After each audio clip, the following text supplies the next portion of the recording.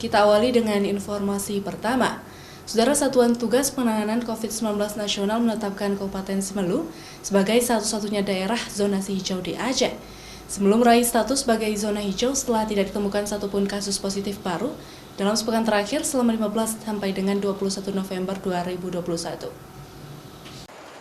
Kabupaten Simelu ditetapkan sebagai zona hijau COVID setelah tidak ditemukan satupun kasus positif baru dalam sepekan terakhir selama 15 sampai 21 November 2021.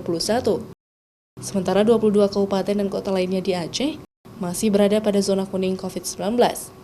Juru bicara Satuan Tugas Penanganan COVID-19 Aceh, Saifullah Abdul Ghani mengungkapkan, di wilayah zona kuning masih ditemukan kasus baru meski satu kasus dalam kurun waktu yang sama.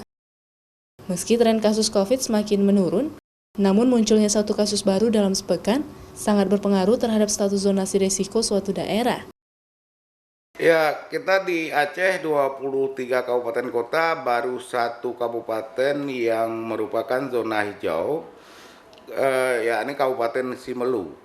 Nah, karena memang dalam periode 15 sampai 21 November kemarin itu tidak ditemukan satu pun kasus baru di sana. Sementara 22 kabupaten kota lainnya masih merupakan zona kuning atau zona risiko rendah COVID-19. Aceh berada di zona kuning atau zona risiko rendah sejak tanggal 17 Oktober 2021 setelah Aceh Besar dan Subu Salam berhasil keluar dari zona orange yang merupakan zona risiko sedang COVID-19. Untuk itu, masyarakat diminta untuk tetap mematuhi protokol kesehatan pencegahan COVID-19 agar mata rantai penyebaran COVID-19 dapat diputus serta dapat mengakhiri pandemi COVID-19 di Aceh. Mustajab, Kompas TV, Banda Aceh.